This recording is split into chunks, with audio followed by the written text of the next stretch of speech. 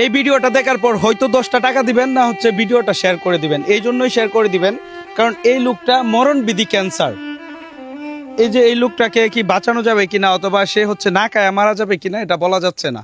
তবে আপনাদের উপর ডিপেন্ডেড, অনেকটাই আশাবাদী নিয়ে এই ভিডিওটা করা। আপনার কি হয়েছে? জিহ্বা ক্যান্সার।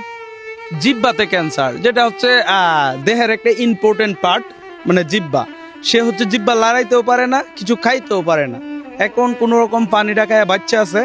এখন ওনার চিকিৎসার জন্য দরকার 4 লক্ষ টাকা। যদি সরকারি হসপিটালতে করানো হয় তাহলে হয়তো একটু কম লাগতে পারে। তো আমি চাই আপনারা এই ভিডিওটা হয়তো একটা শেয়ার করে দেন, না হলে হচ্ছে 10টা টাকা ওনার যে ছেলে আছে এই নাম্বারটা থাকবে ওই নাম্বারে পাঠিয়ে দেন।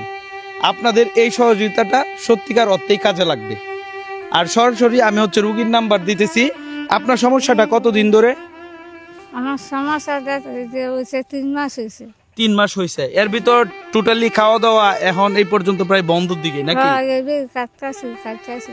মানে দিন দিন কিন্তু একদম খাবার বন্ধই হয়ে যাইতেছে। তো এমন একটা পর্যায়ে হবে উনি হচ্ছে না খায় মারা যাবে, এমন একটা অবস্থা হইতেছে। তো আপনারা হচ্ছে কিছু টাকা পাঠান।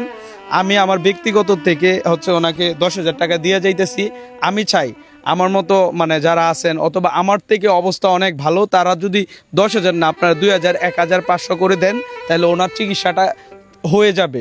কারণ মাত্র 4 লক্ষ টাকার ব্যাপার, যেখানে 35 লক্ষ হয়ে গেছে। ইব্রাহিম নামে একটা ছেলে, ওর জন্য প্রায় 40 লক্ষ টাকা প্লাস হয়ে গেছে।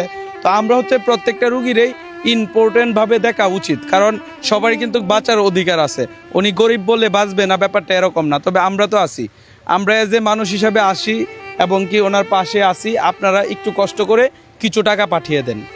দেখেন দিন শেষে আপনাদের কাছ থেকে আমি কিছু চাই না, আমার জন্য কিছু চাই না। আমি যেটা আছি ভালো আছি, ওনার জন্য চাচ্ছি, ওনাকে আপনারা দেন। তো আমি আপনাদেরকে বলছি যে আমি ওনাকে 10,000 টাকা দিব এবং কি 10,000 টাকা হচ্ছে আমি রেডি করে নিয়ে আসছি। ওই টাকাটা একটা গোনা দেন তো।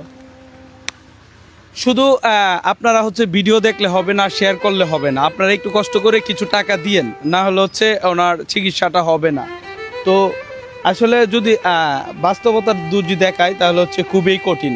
এই যে এখানে যে ফাইলপত্রগুলো করছে এটি মানে এটি দেখাইতে যাওয়া প্রায় 30-40 হাজার টাকা খরচ হয়েছে, ঢাকা যাতায়াত করা। তারপর হচ্ছে ওনাদের ঘরটাও একটু দেখেন, ঘরের কি অবস্থা।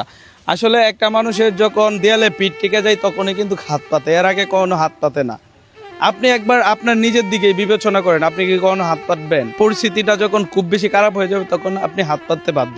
এই টাকাটা দেন। হ্যাঁ, এই টাকাটা আপনাকে আমি আমার থেকে দিলাম। হ্যাঁ, এখানে 10,000 টাকা আছে। 10,000 টাকা পাইছেন? 10,000 টাকা আছে। আচ্ছা ঠিক আছে, তাহলে হচ্ছে এই ভিডিওটা এতটুকুই আমি বলতে চাই।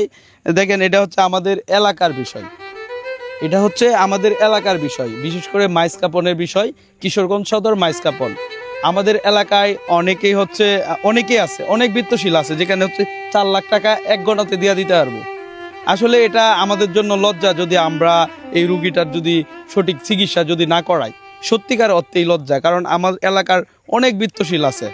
নীলগঞ্জ কাছারিপাড়া, একটু কষ্ট করে ওনার বাড়িতে আসবেন। এই যে উনি হচ্ছে তার ছেলে। আমি প্রতিবন্ধী। আচ্ছা ঠিক আছে, ওনার প্রতিবন্ধী কার্ডও আছে, এটা দেখাইতে চাইছিল। যাক সমস্যা নাই, কিন্তু কথা হচ্ছে আপনারা একটু সহযোগিতা করবেন। অন্যথায় যারা হচ্ছে একটু ভালো পদে আছেন অথবা আমাদের যাক সবকিছু আসলে বলতে চাই না, আপনারা হয়তো কষ্ট পাবেন। তবে আমার কথা হচ্ছে আপনারা একটু সহযোগিতা করেন, এটাই সবচেয়ে বড় কথা। আর আশা করি সহযোগিতা হইলেই ওনার চিকিৎসাটা হবে, না হলে হচ্ছে সম্ভব নয়। যাক এই ভিডিওটা এতটুকুই। আল্লাহ হাফিজ।